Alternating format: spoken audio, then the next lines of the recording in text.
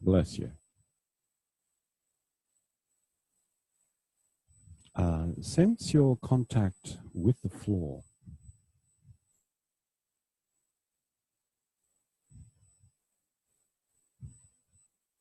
And feel which part of you presses the most into the floor. It's that place where you sense the most pressure, the firmest pressure. And it's a relationship, you and the floor. And one more thing, gravity. If there was no gravity, you wouldn't be feeling much pressure. Matter of fact, you would have a lesson where you just levitate from the floor.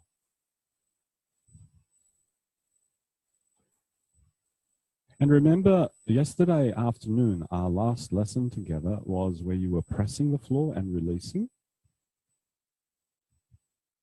In that place where you feel the most pressure, the firmest degree of contact, could you find a way to press that part of yourself a little bit more into the floor? And this is still the scan. You're still doing a scan. You're actually not in the body of the lesson yet. This is still scanning yourself. And notice, to do that, how must you change the way you're lying on the floor?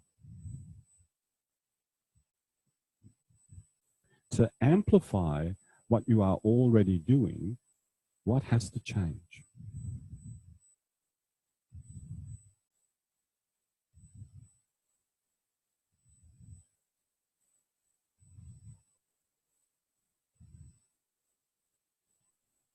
And now, once you've finished increasing the pressure, could you please stop? Just intentionally stop pressing that place more. And then once again, track what changes.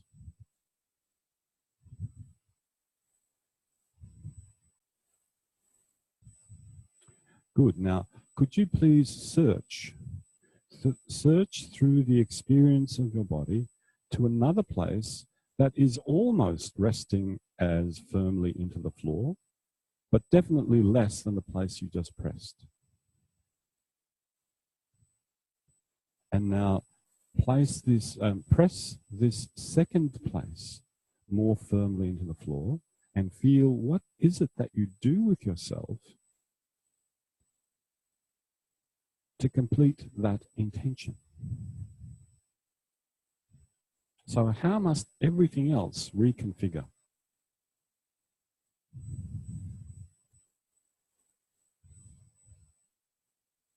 Stay pressing, stay pressing, stay pressing.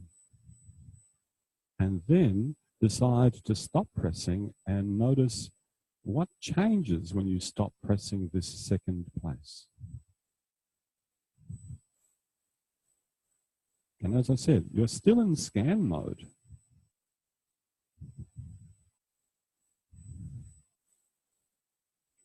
And now could you please do the same process but find a third place? So you've identified the place that presses most, and then you've identified another place that presses just a little bit less, and now you're going for a third place, the bronze medal winner. And now, wherever you've identified, press that place a little bit more into the floor and stay there. And if you couldn't track how you had to reconfigure yourself to press, just release and go back into it and track what happens all over.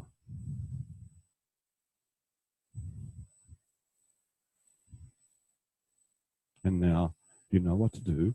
Slowly stop pressing and feel what changes when you stop. Okay. So now you have three options. Press the first place that you went to a little bit more firmly into the floor. Feel how you reconfigure. And then release. And then press the second flat place a little bit more firmly into the floor.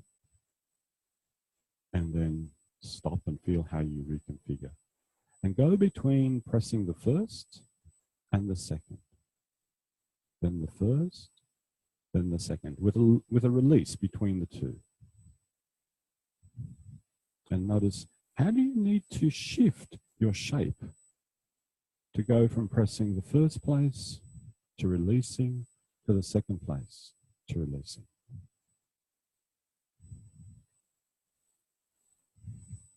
And as I said, you're still in a scan.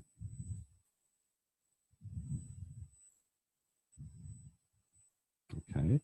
Now, could you shift between the second place and the third place? Press the first place, sense how you get there, release, press the third place, sense how you shape yourself to get there, release.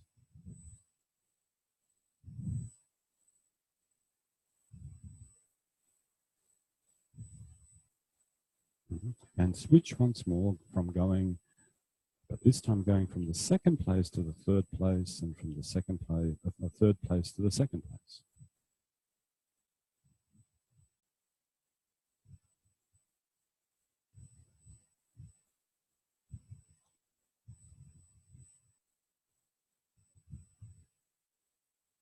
Actually, why don't you go whichever of those three places you want to go to? So at your own discretion, either press the first and the third, or the third and the second, or the second and the first, whatever. But could you really stay in that process of paying very close attention, attending very closely to this whole process of shifting yourself, reshaping yourself, reforming yourself to accentuate the place that is already pressing more firmly?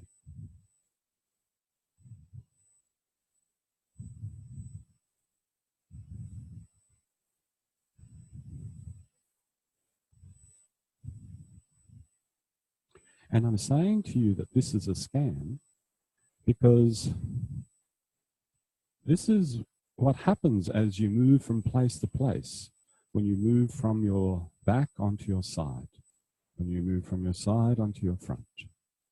Just the pressure pattern changes, and you're tracking the pressure pattern changing.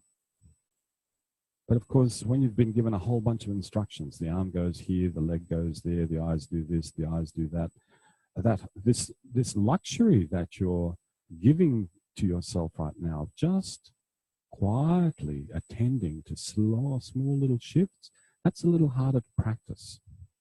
So if you tune it up, if you tune up this paying attention to your shape shifting right at the beginning, then you are already better placed to navigate your way through the rest of the lesson. So there's my reasoning for why this is a scan and not the actual lesson itself, not the body of it. It's the preface. It's the preface of the lesson.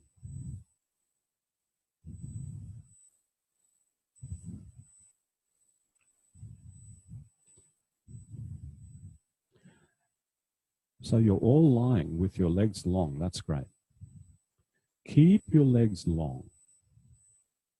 And could you please roll your pelvis a little bit left and a little bit right?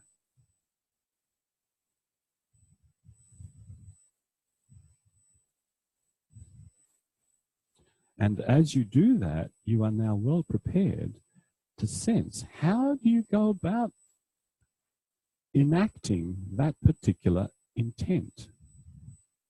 How do you go about composing this particular kinetic melody of yours?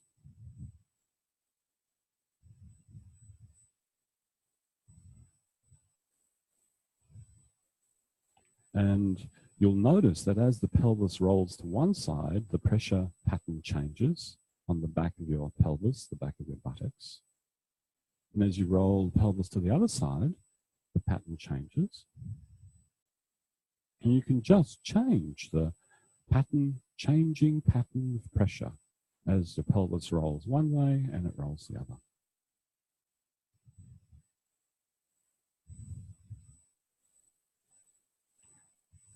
And then you can also notice, how do you generate the power to move your pelvis? And here's the question. Are there any parts of yourself that you're pushing into the floor to roll the pelvis? It could be that you're pushing the right heel and then the left heel, and the right heel and the left heel. And if you'd like to try that out, please try it out. See, push with the back of the heel, feel where your pelvis rolls. Push with the back of the other heel, feel where your pelvis rolls. So some of you, that might be your strategy. Good strategy. Why not? Nothing was said about how to roll your pelvis. You were just invited to roll your pelvis. So now, some of you, maybe, are pushing with the back of the right shoulder blade and then the back of the left shoulder blade. Try that out.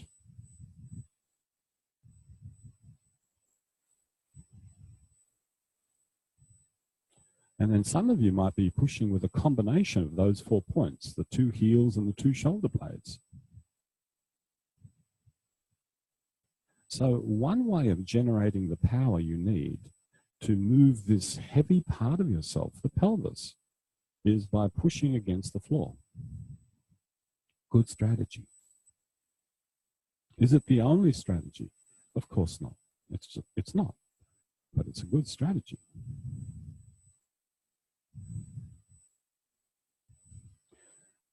And for Feldenkrais, the next question would be, is this the only strategy you have? Is this the only way you can do it? Is there another way? Could you please go looking for another way of rolling your pelvis right and left that does not involve pushing either the heels or the shoulder blades into the floor, and also doesn't involve lifting any of the limbs from the floor? Yep. The intention is the same, to roll the pelvis, one side, other side. But now we're just tweaking the rules of the game. Instead of pressing the floor with the shoulders and the legs, is it possible to find another composition that doesn't involve lifting the limbs from the floor?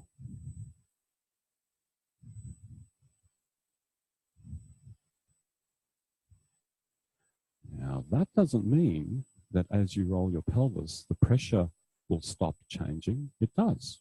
That's the nature of what it is to be a physical being in a gravitational field. So you'll feel the back of the pelvis changing its pressure patterns on the floor. Yeah, definitely.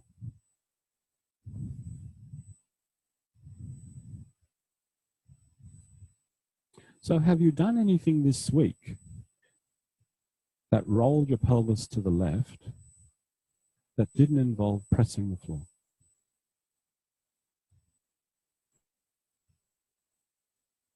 It could have been at the beginning of the week, the middle of the week, it could have been yesterday.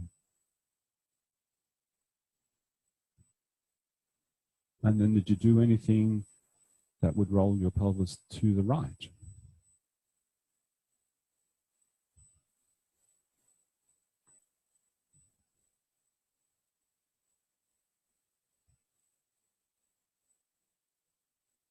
Stop a moment. Slide both of your arms above your head. But this time, don't be in an X.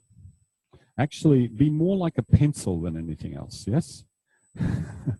And if you need to bend your elbows so that the hands can just rest on the floor, that's fine. That can be your closest approximation, yes? So now you're more like a pencil than an X. The feet are close together, the hands are close together. Everything is kind of more like in the midline, not spread out to the sides. And now in this position, could you roll your pelvis right and left?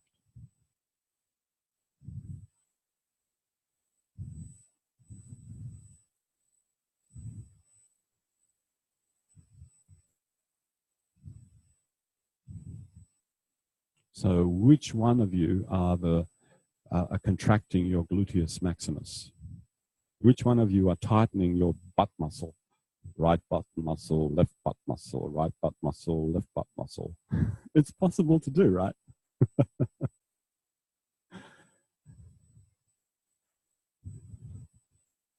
That's a solution. Definitely not pressing the shoulders or the heels, but your pelvis is rolling. Is there another solution?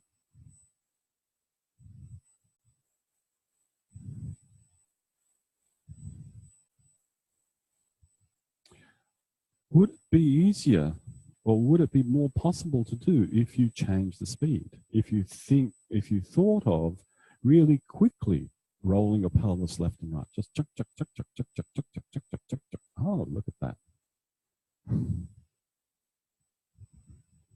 Yeah.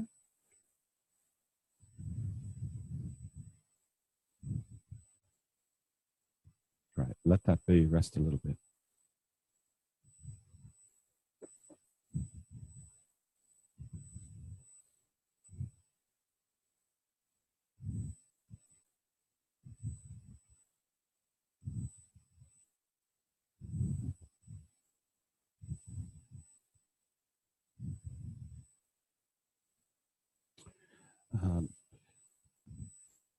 You know how we've been talking about the mechanics of upright standing, and one of the advantages of upright standing, organizing all your body masses, around the vertical axis or a longitudinal axis, requires less work.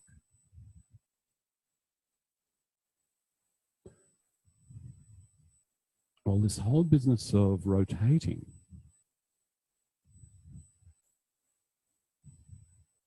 allows us to actually generate a lot of power. If you think of some of the most powerful movements that human beings can do, it's produced by rotating or twisting, which is two parts of yourself counter-rotating. This is how we generate a lot of our power. Now, you need a lot of power to roll your pelvis. But too much power, and it interferes with your breathing. And of course, it's wasted energy.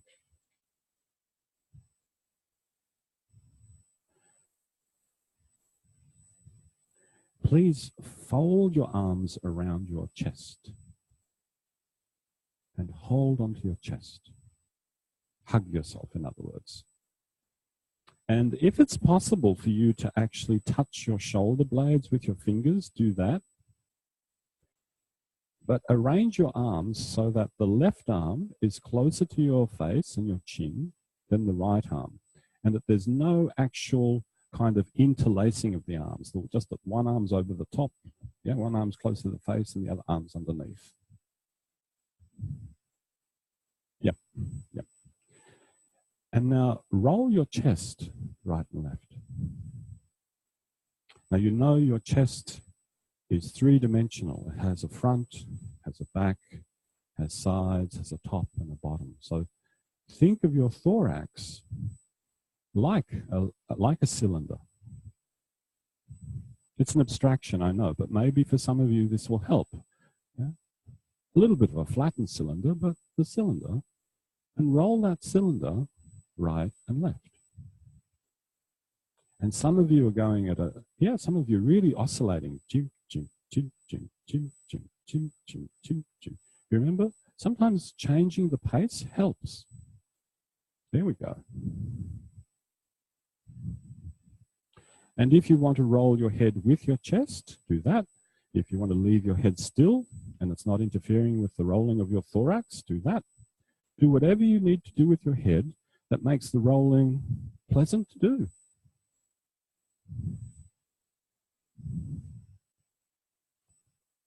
Now, I would invite you again that if you can actually hold some part of the chest, it could be the ribs on the side, so that the fingertips are actually in contact with the chest rather than the shoulders.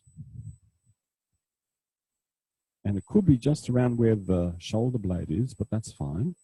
And if you've got that kind of contact with yourself, maybe you can think of the right hand pulling the left ribs around to the right, and the left hand pulling the right ribs around to the right.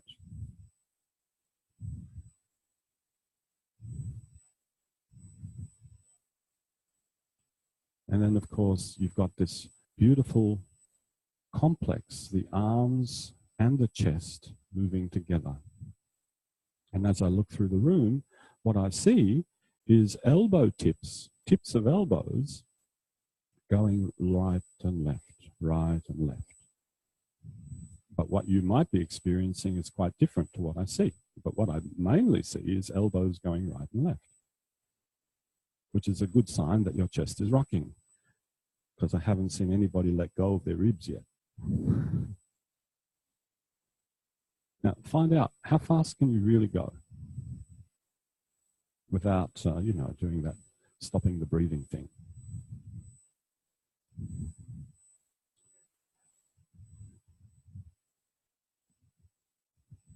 Stop a moment. Stop. Go back, come back to a resting point.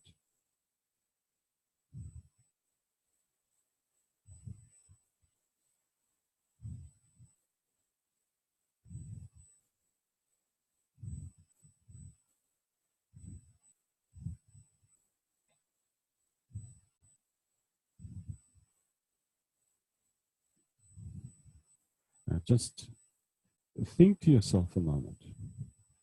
If you really wanted to go fast, in other words, to oscillate really quickly, right and left, roll right, roll left, roll right, roll left, would that be easier to do if you were making big movements or small movements?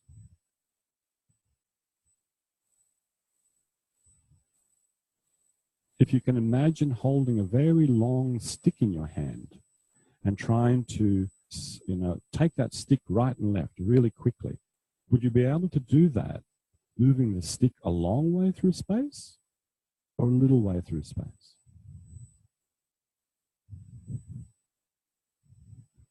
So could you wrap your arms around yourself, but this time could you have the right arm closer to your face and the left arm below? And start to roll the back of your chest right and left.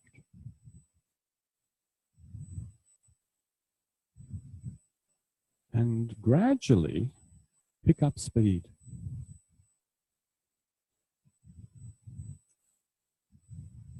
And find out which one takes more power, to do fast movements through a large range or fast movements in a small range.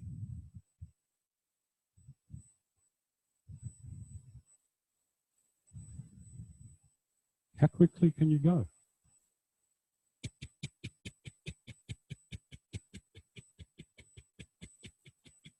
And still know that you're rolling your chest.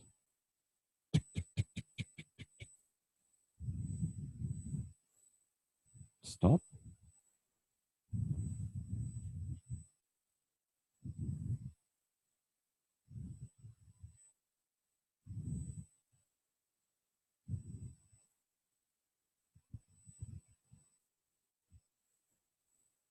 Roll your pelvis right and left and feel how you're going with that.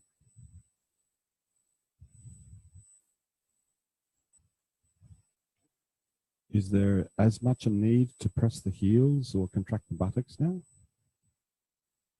Or is it a little bit different? Yeah?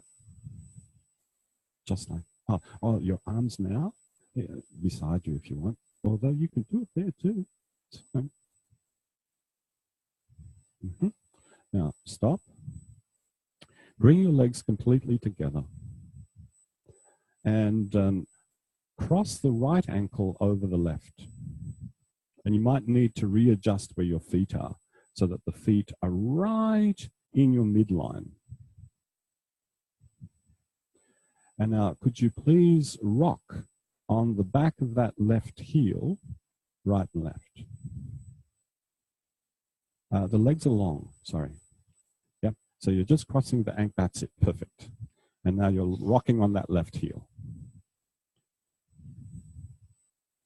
And now instead of elbows, what I can see going right and left are toes. Toes are going right and left. Yay, toes, toes, toes. That's it. Now find out, how fast can you take the toes right and left? Or in other words, how quickly can you rock on the back of that left heel?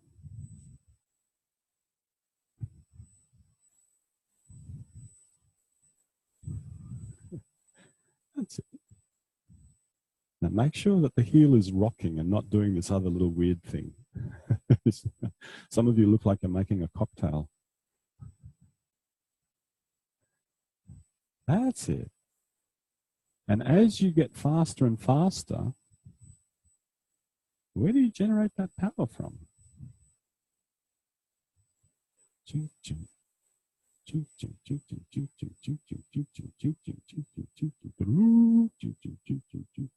That's it. Nice. Stop and rest a moment.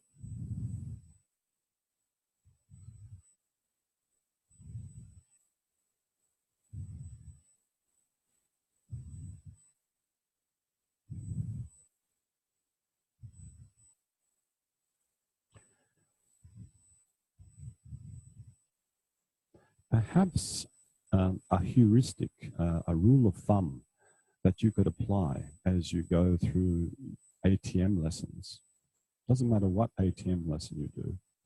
Whenever you hear about instructions that have to do with the limbs, and the limbs are kind of moving the way you're moving them, think, what do you need to do in the trunk? What needs to happen in the trunk for the limbs to move like that?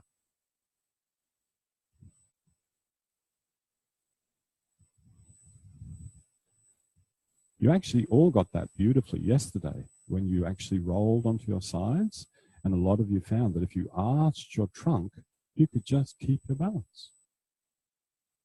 Yeah?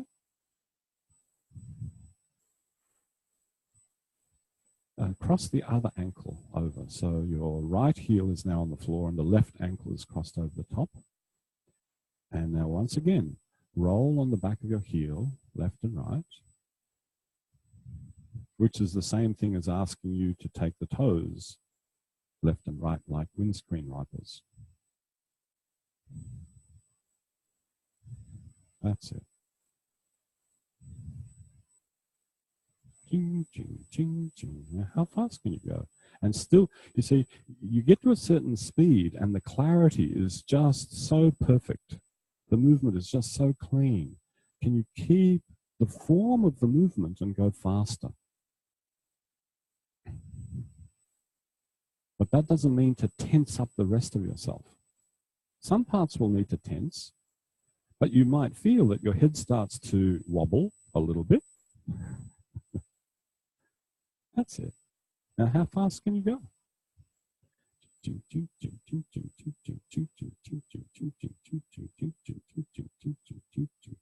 Oh yeah, go, keep going. I'll pace you.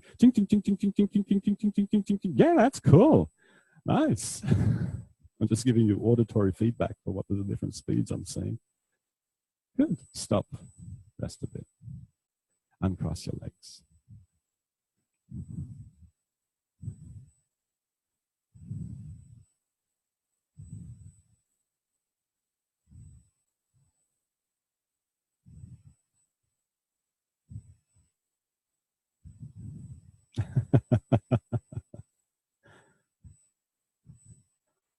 Okay. Lengthen out your legs, please. Roll your pelvis right and left. And notice what's happening to your composition. Are you starting to compose this movement a little differently?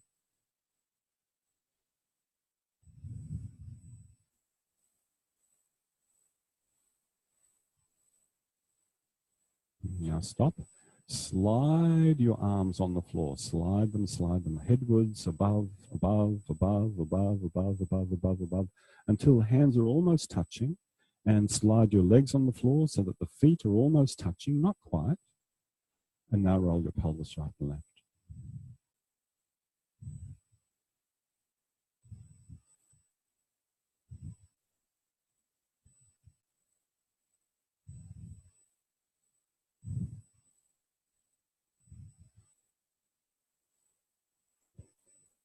And ask yourself, if you wanted to continue rolling your pelvis to the left and to keep the hands on the floor, what would you do?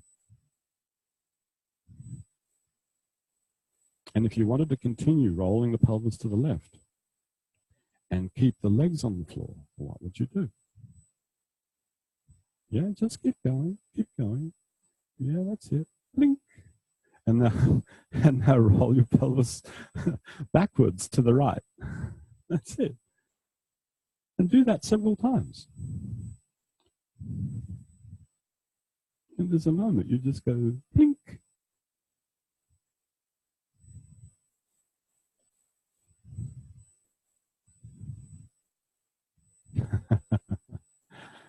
Oh, that's nice.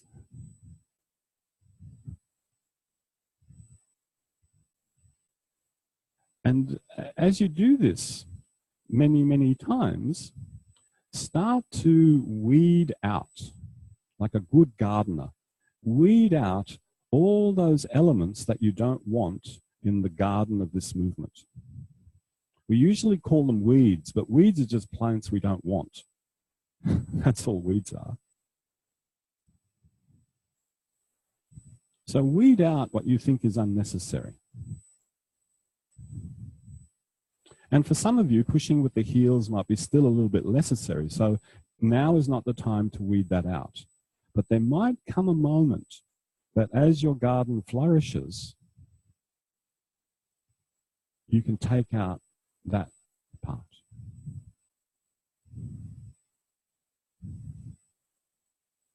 Good. Now, why don't you just roll to the left, come back onto your back, and then roll to the right and come back onto your back and roll left and right. That's it.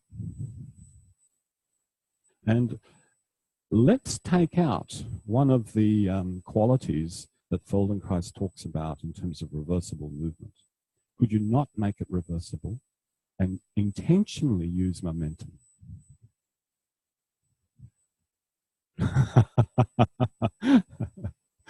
Now, if you keep as much of yourself on the floor as possible, then there will not be any sound of flopping. Okay, no flopping knees.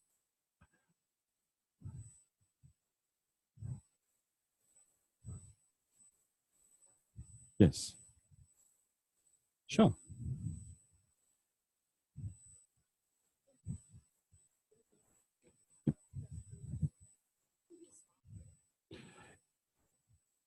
It's, yeah. So let's just go to the left, okay? So now, let's just, okay. Now that's side bending, yes? Now, is it possible, just remember, cross this leg over that one. Yeah. Now, roll the heels to your left. There we go. See? Yeah. Now, what would happen if you cross this arm that way too, and then roll the heels to your left? Oh, beautiful. That's it. Yeah? Yeah. That's the solution.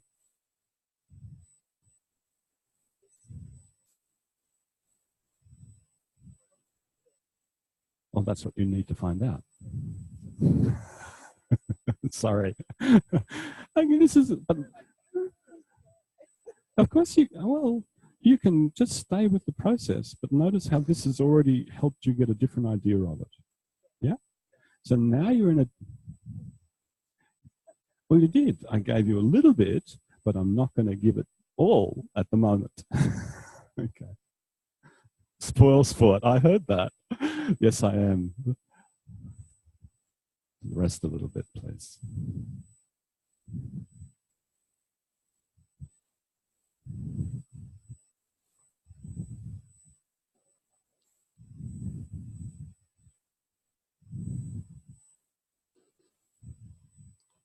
The other day I was talking about enrolling in that cognitive science course and how in the engineering department there wasn't much support, so they let me choose my topics.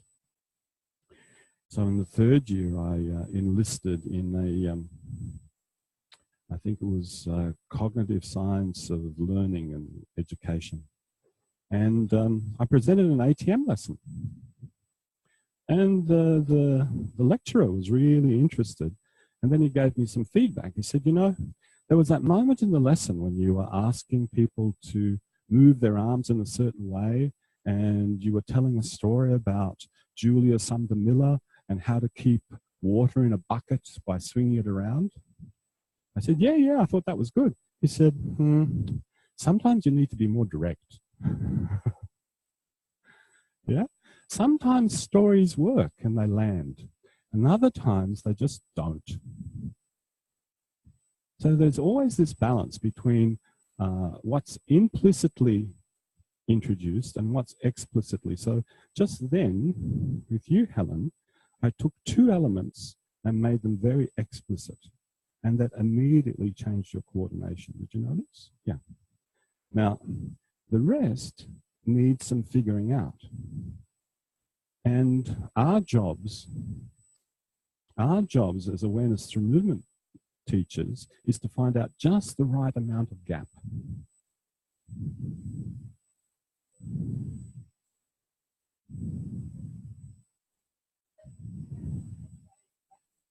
You want an honest answer to that? Yep. So the honest answer to that is in the first segment of our training, or was it no, it was the second. We were asked to do this one lesson where you had to sit on the ground with the legs crossed, lean on your hands behind you, and then circle your head around in space.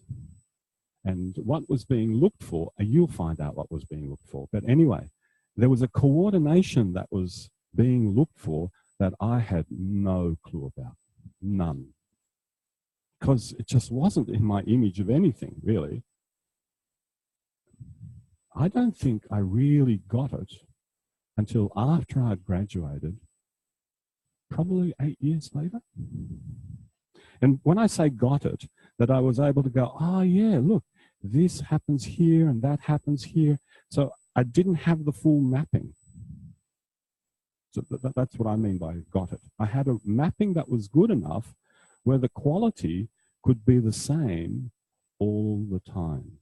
Didn't matter where my head was going in space, the quality of the motion was the same. So that is a report to you about how long it can take to fill in those unknown areas. Yeah. Now, did I do it every day doggedly? No. Did I revisit it every now and then? Yes. And did I sometimes get dragged there kicking and screaming? Absolutely. Yeah. We don't necessarily want to do the things that we can't do. But, you know, if you're gentle with yourself and you take it easy and you just create nice conditions and you come back to it and you do something else and you come back to it and you do something else, you come back, it kind of just grows in its own time. And you kind of need to have faith.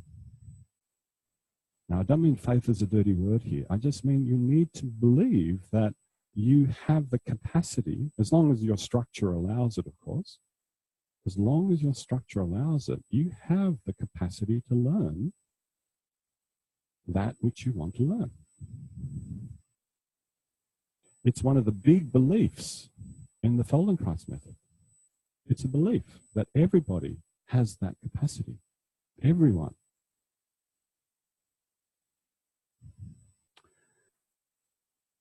Please lengthen your legs on the ground.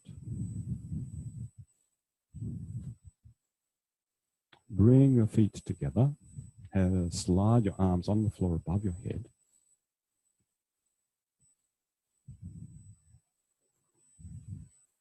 And because the shape of your body is more like a flattened cylinder than a cylinder, would you agree?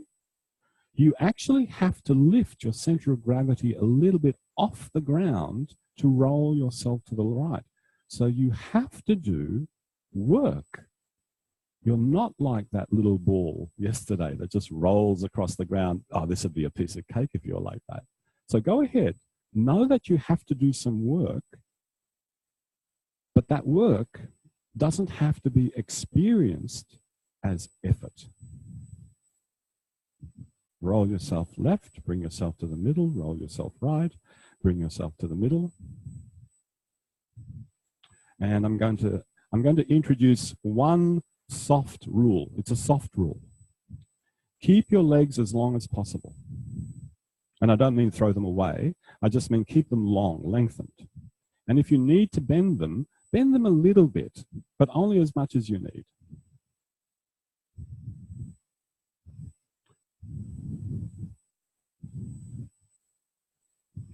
And you know the reason I told you the story about the cognitive science course, because you've probably seen kids do this, but they're usually on a hill. And because a hill's got an incline, right? It gives you a little bit of oomph. And you see them just rolling down the hill.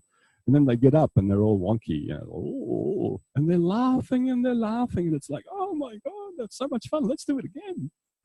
And I look at them and I go, you got to be kidding. So at what time in our lives did we stop enjoying vestibular stimulation?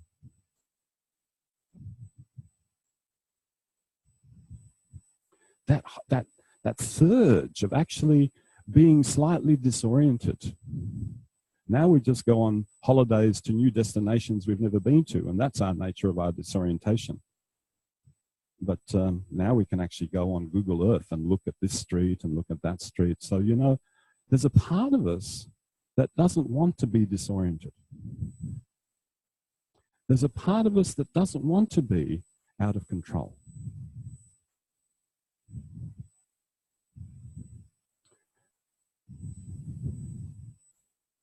So if you use momentum, could you do maybe 2 rolls to the left and 2 rolls to the right?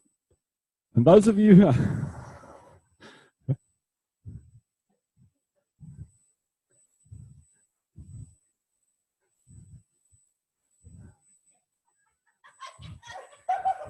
ah! Okay. Occupational health and safety time. Stop a moment. Let's see if we can organize this a little bit. So I tell you what, let's all stand up like me, and could we do the dividing of the seas? I'm not Moses, but yeah, some of you on that side, some of you on that side. Just split equally left and right to the sides of the room. And now, as long as there are no lumpy bits like this on the floor, let's set up a pathway. The mats are fine, I think, but take away the lumpy things. Yeah, the lumpy things. Don't get rid of the lumpy things. I nearly went into my Rain Man impersonation, but not quite. Great.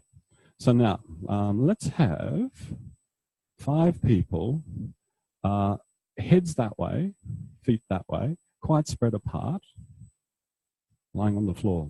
Sardines, off you go. Yeah, look, no need to invite him, all right. Will anybody care to join Lockie? So, Lucky, could you start? Actually, I think you should be at that end because you're going to roll towards the windows. I think you should lead the pack. Yeah? Yeah. Just one. So that's 1, 2, 3, 4. One more. Philippa, great. So 5 of you lie down. That's 4 of you. I need 1 more. That's now 5. Now, space yourself enough so that you know you're not going to do the proverbial roll over the other person thing. Yeah, no steamrolling. Everybody start on your back. And now become aware. Who's to your left? Who's to your right? Can you stay aware of them in whatever possible way you can? And begin to roll several rolls to your right. To your right. To your right. Towards the windows. Towards the windows. Go to the light. Go to the light. Stop. Change direction. Go the other way.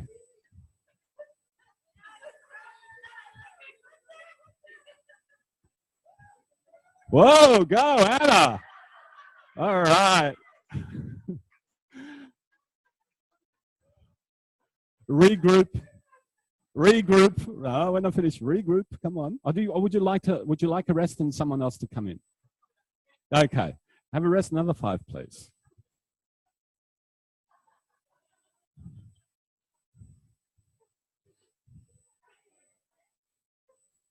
So please lie yourself so that you know you have enough space between each other and you're not going to steamroll one another. Now, when you're ready, start to roll several rolls to your right towards the window. And then coordinate when you want to stop and go the other way. And you can go towards the window, towards the... Whoa!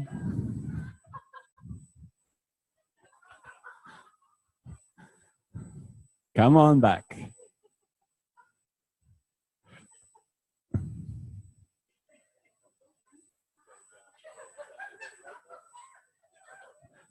Ah, that's interesting. Some of you are much better rolling to the left. Yeah, thank you. Oh.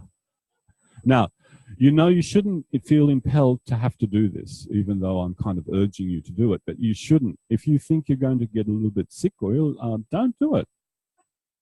I would bring up my breakfast if I did this. So, who's left? If you choose to do it, please do it. And yeah, that's it. Organize yourselves. And now, in an act of perfect human cooperation and great laughter, roll to the right. Whoop. Yo, good one. And then, oh. Yeah, let's get Richard. Let's get Richard. And come on back.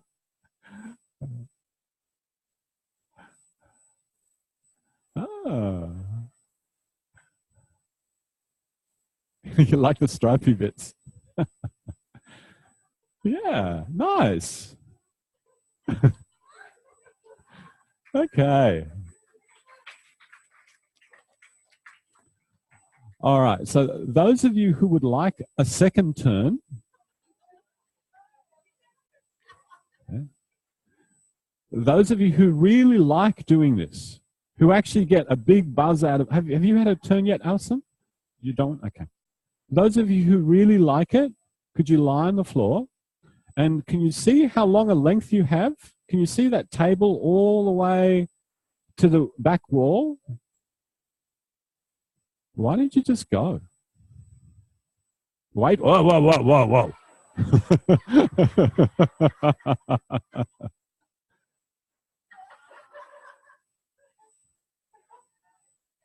Whenever you're ready, you go. Lockie, don't push him around.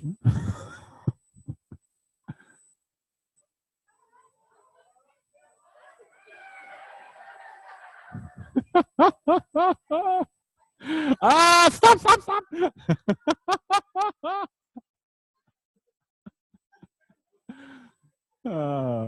Who's still going? Yeah, Lucky's still going. Whoa, okay. Come on back.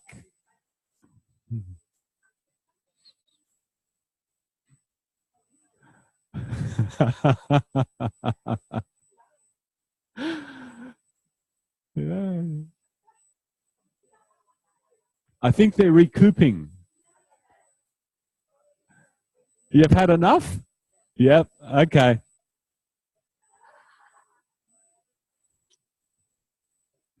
So who's left? Oh, look. Yeah, good.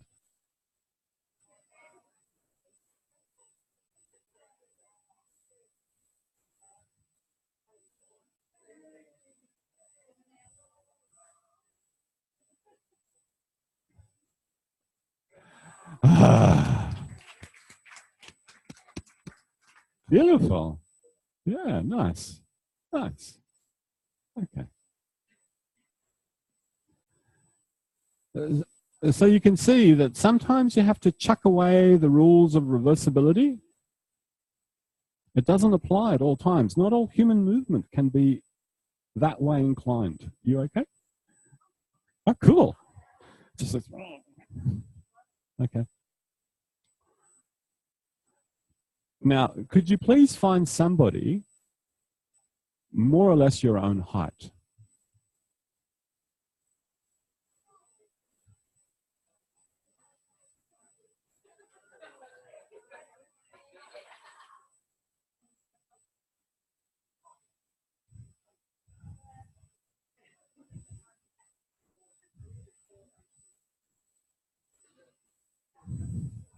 Can we go with Richard?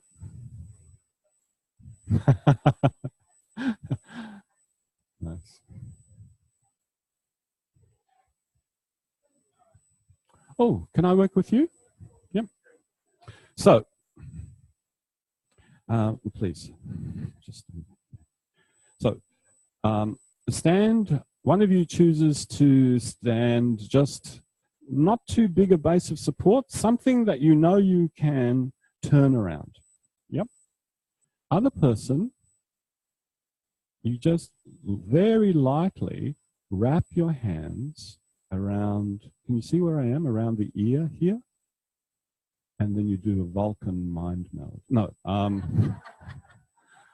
no, what your task is to not let them displace their head right or left, forward or back. They can, you might feel their head going up and down a little bit, but that's fine because they're staying in their axis. Now that you don't have the floor, and it doesn't have to be a rolling movement where you have to actually lift your center of gravity and take it left and right, now you get a chance to feel what it's like to actually rotate your pelvis, turn it, while I keep your head in place, like the washing machine. Now, what you're feeling for is my neck free? Is my neck free? Is my neck free? That's the mantra. Is my neck free? Is my neck free?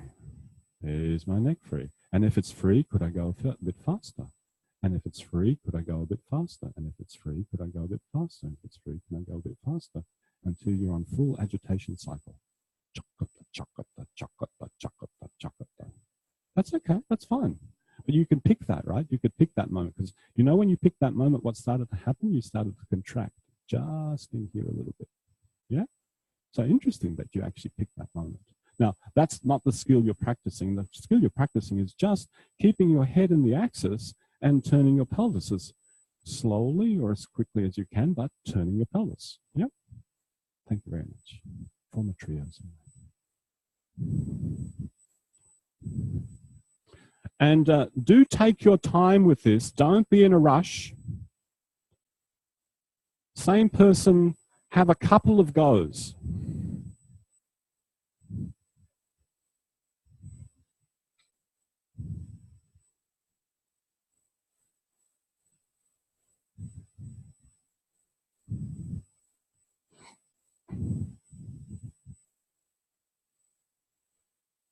You can turn the shoulders too.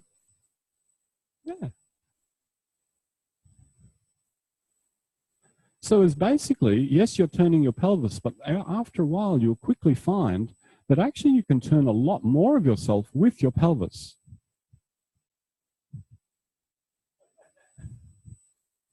So remember, it's the same person for a little while, so you get a chance. Okay. Now, stop a moment. Still the same person working. Person that's turning their pelvis, keep your feet in exactly the same place, but could you deliberately shift your pelvis a little bit forwards more than it was a moment ago? Keep the pelvis there, and now try to turn it, keeping your head still.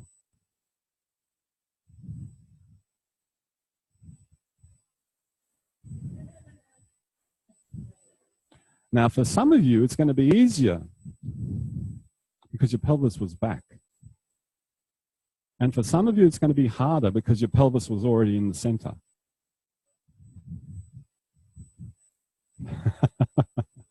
Okay, now stop again. And could you now take your pelvis to the place that you recognize? Yeah, this is where this is how my feet are on the floor. And now could you take your pelvis slightly back of where you usually are?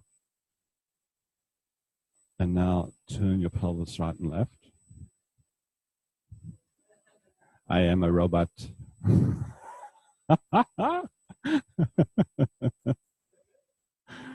That's it. Good. Now stop again. Bring your pelvis to the place that you think you recognize, because that might be starting to change now. And could you now shift your weight your pelvis a little bit to the left? Not much, just enough to know that it's left of where you just were. Stay there and turn your pelvis here.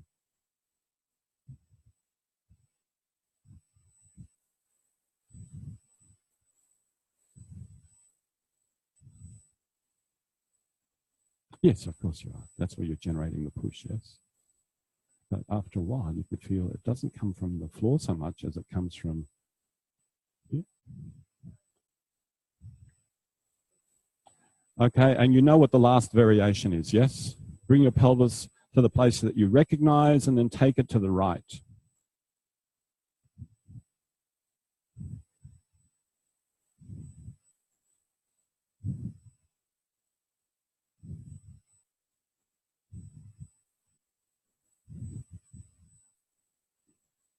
Okay, and now you have a choice out of those 5 contrasts where your pelvis usually is, and then forward or right or left or back. Where is the place that allows you to leave your head and your neck the quietest? Where is that place? Could you go looking for that place, please? Where does your pelvis need to be over your feet where your neck can be the freest?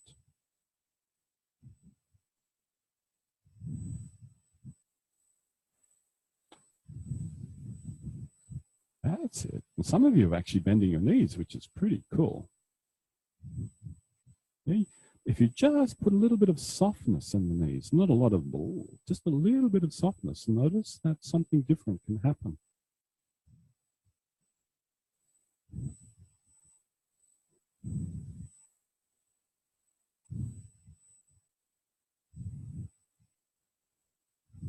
That's it. That's it. That's it. That's it. You see now you'd probably be hitting Helen every time you swung around to the right, and Helen would whack, whack, whack. Don't whack her. That was very polite of you. Switch roles, please. Ooh.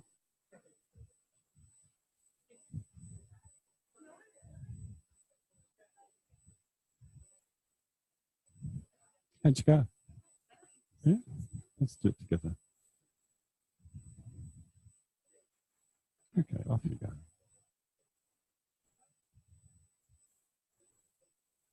That's nice. Yeah. Yeah. Yeah. All right. So you know the routine. Just go through it very systematically. Yes, please swap.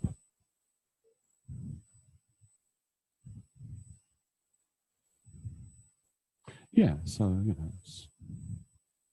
so just stop in the middle. It's just this. Just that.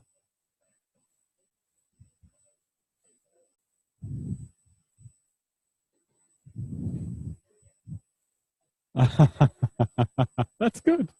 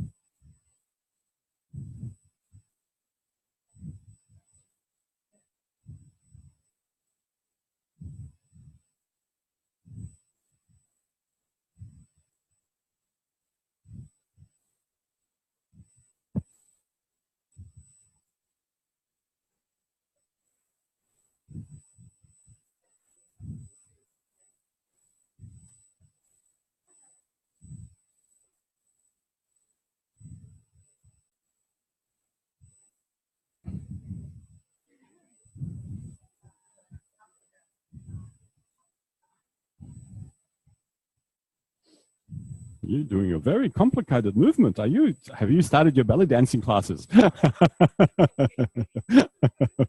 So, yeah. So with that many variables, you're going to have a hard time distinguishing. So yeah. So could you please hold and look? This is the movement. So it's just no. Let me give you an indication. So look, it's just that. And, yeah. That's it.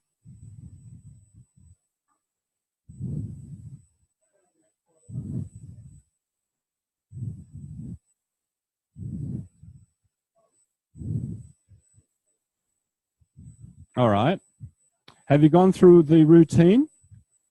You're about to swap, but could you stay, the same person stay doing what you're doing? And remember when you were on the floor, I asked you to cross one ankle over the other. So now could you cross one ankle over the other? And anticipate that when your ankles are crossed like this, you have a bias to one side. Yeah, it's not so easy to turn, but you now have a much narrower base of support. Now try it. And some of you look like you're a little bit worried about this because your arms are sticking out. That's okay.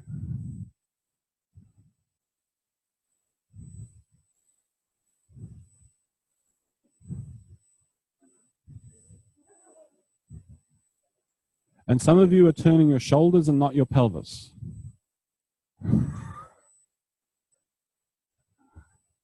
And now change the crossing of the legs.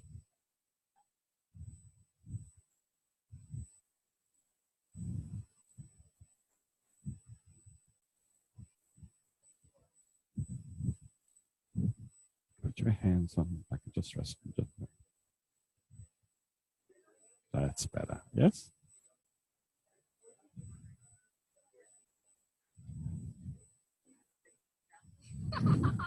Can you feel how it's different for when the feet were apart? Can you feel how the pelvis spins a lot easier? Yeah. Great, thank you. Switch roles.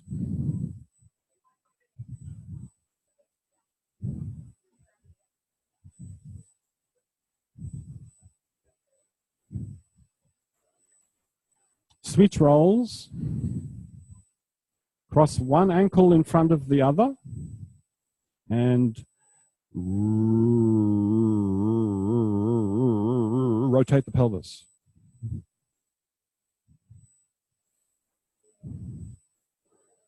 And some of you will find that in this position of the feet, the rotation can get pretty fast. Yeah, the oscillation around an axis, left and right, can get pretty fast.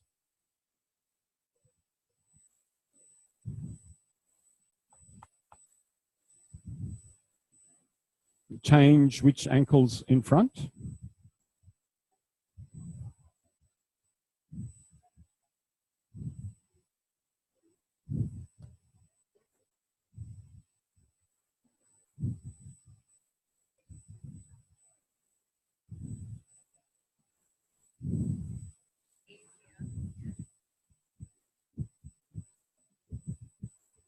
Yep. Okay. Let that be. Walk a little bit. Walk to the end of the room and come back, and then find your place on the floor. Feel what it's like to walk having done that.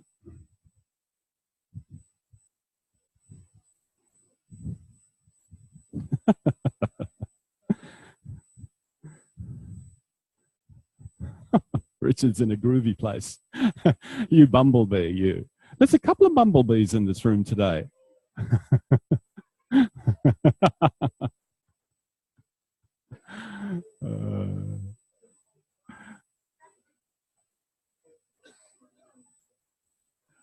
Great. Lie on your back on the floor, please.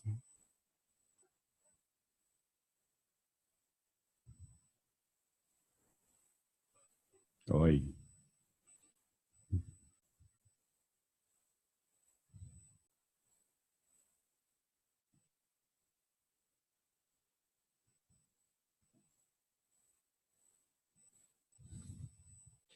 Now, You now have empirical evidence that you can roll your pelvis, that you can rotate your pelvis, that you can oscillate turning your pelvis. It's the evidence of your senses. Yes, in different positions, but you know, still evidence. Lie on your back, have your feet close together, have your arms on the floor above your head, and now staying more or less on the spot with the back of your pelvis. In other words, just rocking it on the back of your sacrum, you know, the very back. Just rock the pelvis left, right, left, right, left, right, left, right, left, right, left, right. And feel, is that different now? Yes, yes, it is. Look, look, look. Helen, what are you doing, Helen? You're not supposed to be able to do that. That's okay. But that's already a very different pattern to before. Would you agree?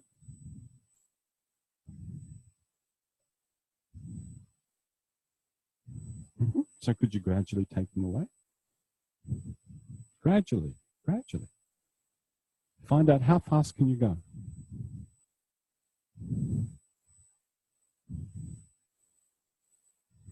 Just rocking on the back of your pelvis, the width of the sacrum. The sacrum is about just slightly less wide than the width of the four fingers, from the little finger to the index. With some people, it's across to the thumb as well. So about a hand width. Great. Now take the hands away, put them beside yourself, and rock the pelvis left and right. And if the palms were down, could you now use the arms to rock the pelvis? Or could you use the arms as stabilizers so that you can actually get a purchase on the floor and then rock the pelvis?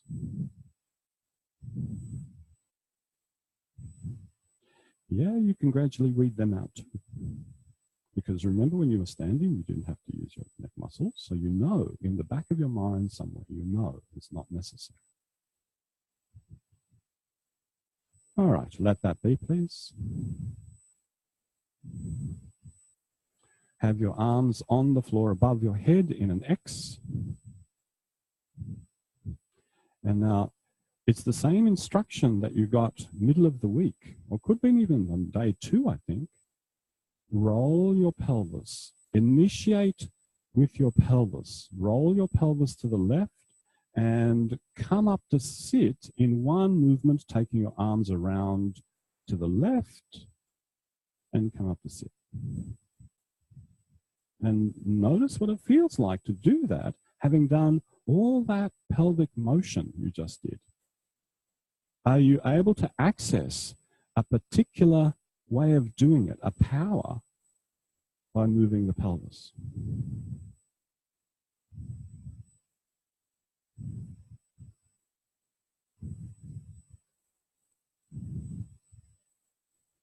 Great. Now, the very first moment of that movement, you can feel how you actually mobilize the pelvis. You initiate the pelvis, and then you just make a slight change, and the arms go, the legs go, everything gathers. Beautiful. And would you please roll to one side and come up to standing all in one go? Oh, it's something that always goes. Yeah. Something about the knees and where you put your feet. Something about your head staying low. For some of you, you can use the left hand to push. And there you are standing. Bingo. And some of you like this so much, you want to go down to the right. By all means, you should not inhibit. If something's really enjoyable, why wouldn't you want to do it? Nice.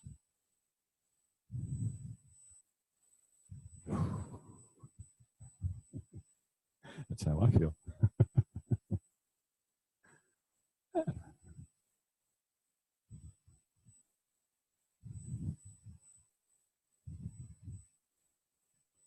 So this is a lesson that is about organizing the pelvis for power and transmitting that power into the limbs to do stuff.